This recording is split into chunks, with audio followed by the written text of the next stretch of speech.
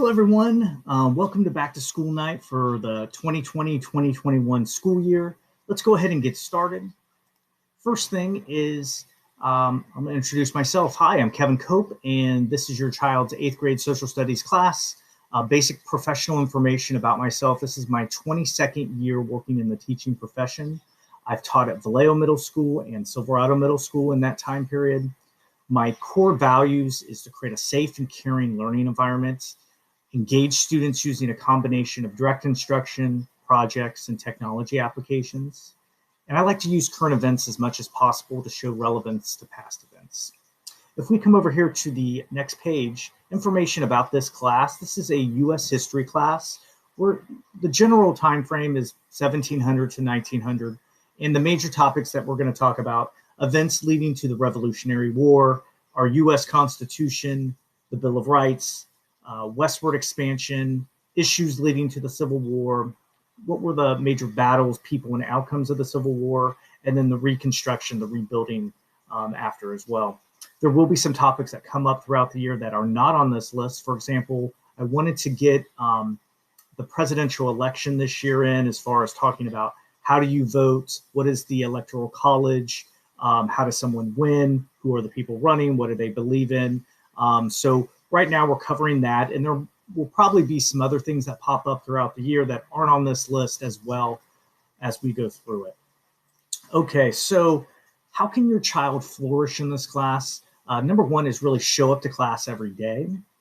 Number two, have your child check Google Classroom for the assignments. Now, Google Classroom is the place where your child finds the assignment and turns in the assignment.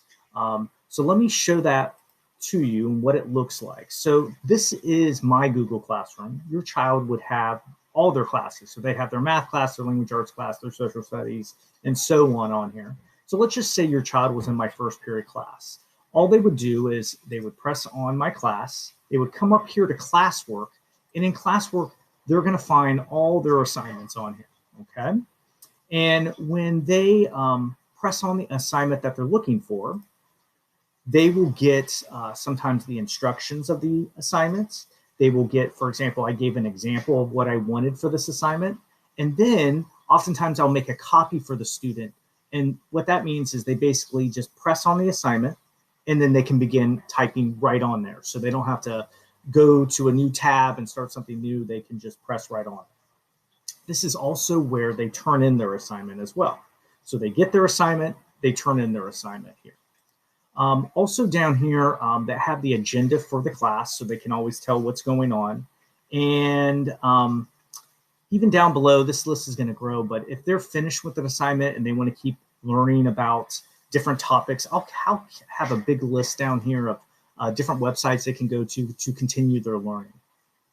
So let's go back. Next thing is that Google Classroom is where they get their assignment and turn it in, but where they're going to see their grade is in actually a different website. It is called Aries. So that's where you can see their grade, they can see their grade. How do you get to Aries? All they have to do, there's multiple places where you can get it, but one of the places that they can get it is here at the Silverado webpage. And if they go over here to logins, it says student logins, parent logins, and I'll press the parent login. And in the parent login,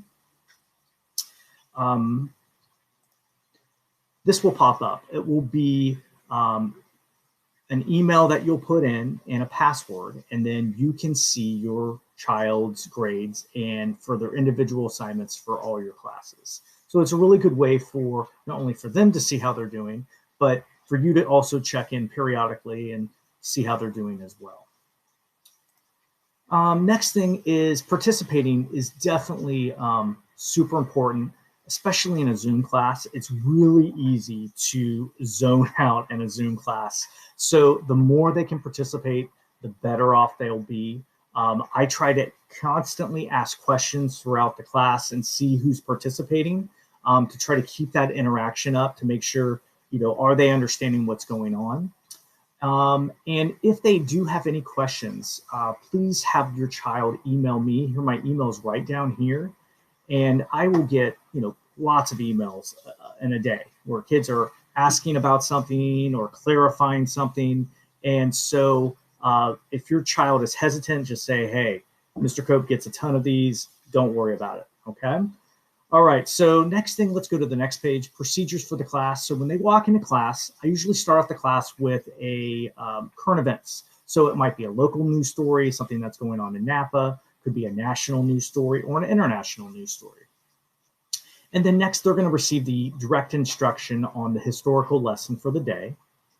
And like I said, I try to get interaction and constant feedback from students. I try to use Zoom chat.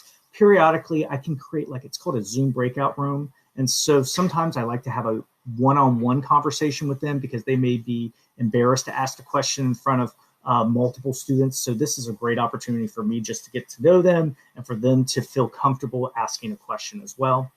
And then finally, I introduce the assignment that they can get from Google Classroom. We go over it at the end, and then I give a due date. And that due date can depend on what the assignment is that I'm asking them to complete. Let's flip the page. And I just put an odds and ends page. Can my child turn in late assignments? The answer is yes. So if they do get, they do miss a couple assignments, they can always turn that in. And the best way your child can contact me, I've already said this is my email, that's super important. And they can also be the last person to leave the Zoom. And so when I'm waving goodbye to students and students are starting to go off to their next class, if they just kind of wait behind, they can ask me a question at that point. Or sometimes we can set something up where I can have a one-on-one Zoom with them as well. And like I said, I can talk to them through the Zoom chat too. And you can either do it publicly or they can do it privately as well if they just want not all the students to see what their question is. So the last thing I put on here is we got this, because this 2020 year just seems to be quite unusual. And I do notice that children are resilient and they oftentimes bounce back better than what we give them credit for. And so that's one thing that I've noticed about kids in my teaching career, is that they end up bouncing back pretty good. So anyway, I wanted to welcome you, and thanks so much for attending and watching my video. I hope to be able to see you soon. Take care, be safe, bye.